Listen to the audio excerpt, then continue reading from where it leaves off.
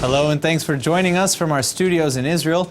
I'm Aaron Porras here with ILTV's Morning Briefing. In breaking news this morning, police have again recommended that Interior Minister Aryeh Deri be indicted on multiple counts of fraud, perjury, tax evasion, money laundering, and breach of trust. And if indicted and found guilty, this would be the second time that Deri will have been convicted of corruption as Interior Minister. The Shas Party leader, Aryeh Deri, first went to prison in 2000 for nearly 2 years after being convicted for taking bribes while serving as Interior Minister in the 90s. And after his release, it was almost a decade before he returned to politics, where he was then reappointed as Interior Minister by Prime Minister Netanyahu. Well, this latest police announcement comes from the Israeli anti-corruption Lahav 433 unit, which stated that in cooperation with the Israeli Tax Authority, it had just completed its 3-year-long investigations into Deri. And the evidence and recommendations for indictment will now be forwarded to State Attorney General Avichai Mandelblatt's office. Still, so far, Deri's office has responded with confidence that the recommendations will be found insufficient in proving criminal action. In fact, the statement they released read, quote, "We welcome the conclusion of the police investigation, and we received with satisfaction the suspension of the serious suspicion of receiving bribes and stealing from associations and others which at the time led to the opening of the investigation. We believe that when the state prosecutor's office works on the matter, the rest of the suspicions will also be cleared, and it will become clear that Minister Aryeh Deri did not break the law," end quote.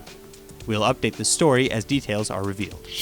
It was a pretty busy night for Israeli security services, as clashes left an AP cameraman shot and injured in Gaza, and 3 potential terror attacks were averted. First, Monday evening, a 25-year-old Palestinian woman from the West Bank was arrested with a hidden knife in her bag as she was attempting to enter Israel through the Kalandia crossing checkpoint. Then, Israeli security services seized a drone in Israel near the Gaza border, which appears to have landed in Israel days ago. A Molotov cocktail was attached to the drone in what appears to have been an attempted incendiary attack.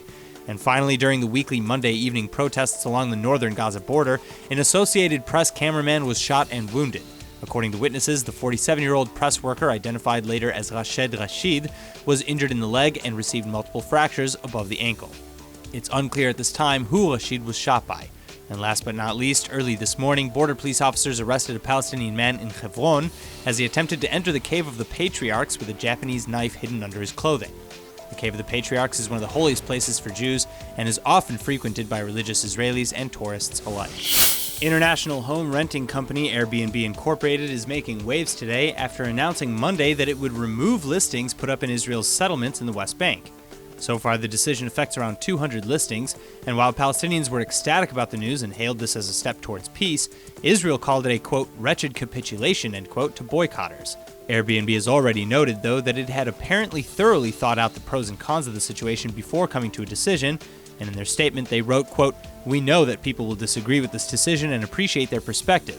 This is a controversial issue. There are many strong views as it relates to lands that have been the subject of historic and intense disputes between Israelis and Palestinians in the West Bank," end quote.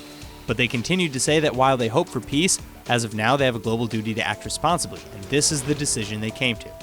Israeli right-wing lawmakers, however, immediately urged settler homeowners to take legal action against Airbnb and threatened to limit the organization's operations in Israel as punishment as well. Strategic Affairs Minister Gilad Erdan said he planned to speak with senior U.S. officials, too, to see if the move violated American laws against Israeli boycotts that exist in 25 out of the 50 states. And former Israeli ambassador to the United States, M.K. Michael Oren, further said, quote, "Airbnb blacklists Jewish apartments in Judea and Samaria, not Palestinian apartments, not apartments in Turkish-occupied Cyprus, not in Moroccan-occupied Sahara, not in Tibet or the Crimea. Airbnb's policy is the very definition of anti-Semitism. No one should use its services," end quote. Finally, in a very rare move, Israel has just sided against the United States at the United Nations this week regarding a non-binding sexual harassment resolution. France and the Netherlands led the negotiations over the draft resolution in response to the growing global Me Too movement, and the language of the resolution helps battle sexual harassment by enshrining access to reproductive health care services and safe abortions, and by recognizing the right of women to decide on matters relating to their own sexuality. But the United States sought to remove parts of the resolution, thereby weakening the text that had already gained backing from most of the world, including the European Union, Russia, China, India, several Muslim countries, and even the Vatican. And the main sticking point for the United States, though, was apparently abortion, as United States diplomat Courtney Nemroff said that the U.S., quote, "doesn't recognize abortion as a method of family planning, nor do we support abortion in our reproductive health assistance," end quote. While the two amendments to the text presented by the United States were rejected in votes at the General Assembly Committee this week, and Israel helped do it.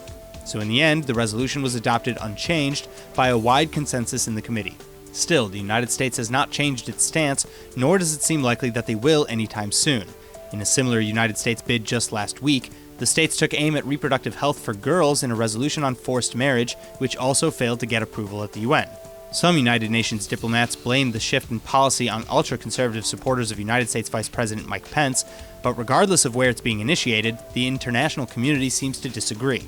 The French ambassador criticized the U.S. shift to align with some of the world's least progressive governments on women's issues, saying, quote, "We need America in this fight against sexual harassment, in keeping with the values that it has always upheld with us," end quote.